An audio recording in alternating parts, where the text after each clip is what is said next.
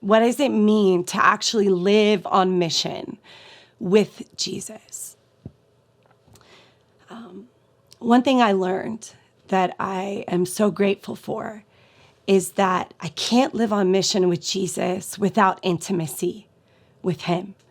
So first, it's spending time with Jesus. Because how are we going to know what he's asking us to do if we don't actually spend time with him? Because living on mission is not just about us, like, just doing whatever we think is good. Like, oh, it'd be good to help these people, or it'd be good to do this. No, it's partnering with God in what he's doing and what he's saying. So intimacy. And then it takes obedience, because we could sit with God and hear from him, but never actually do what he's saying and do what he's saying in his word. So it takes obedience. Jesus said, if you love me, you will obey what I've said, what I've told you to do. And then there's the practical, right? So living on mission means laying your life down for others. That could look like your time. It could look like your friend group. It could look like your reputation. And that's probably the biggest one, right? Sometimes we're so concerned about our reputation. But God calls us to lay that down too.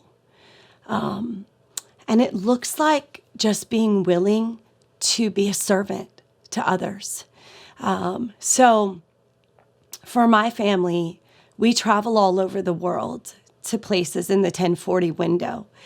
And for me, like, I could look at my life like, oh, I love to sing. So I could be a singer. I love to act. I could be an actress. But for us, it's like, what is God telling us to do? My husband's a drummer. He was a professional drummer. But it took us praying and seeking the Lord. Okay, what does the Lord want us to do with this? Then he tells us to go all over the world, and we end up leading worship and singing and playing drums in nations we could have never imagined, with people we could have never imagined.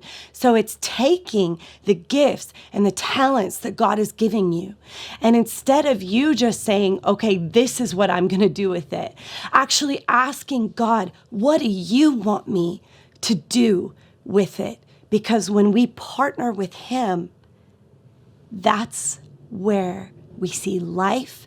That's where we see people encounter the true and living God.